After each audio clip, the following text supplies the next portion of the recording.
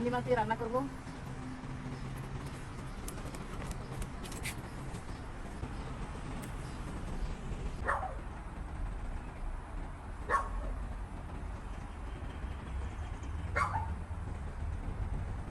আরো কিছু পোশাকের পাতাগুলো অনেক বড় বড় হয়ে গেছে, দূরের থেকে যাও আবার আমার কাছে দেখো।